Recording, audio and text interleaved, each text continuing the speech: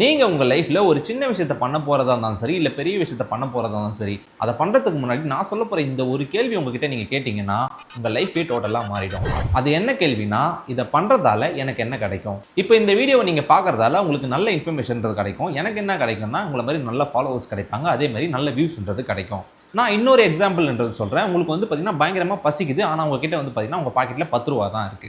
அந்த ரூ. 10க்கு ஒரு சிப்ஸ் பாக்கெட்ட வாங்கி சாப்பிடணும்னு நீங்க நினைக்கிறீங்க. அத வாங்கி சாப்பிடுறதுக்கு முன்னாடி இத சாப்பிடுறதால எனக்கு என்ன கிடைக்கும் அப்படின்றத யோசிங்க. என்ன கிடைக்கும்? உங்களுக்கு பசி போகும். அது இல்லன்னு நான் சொல்லல.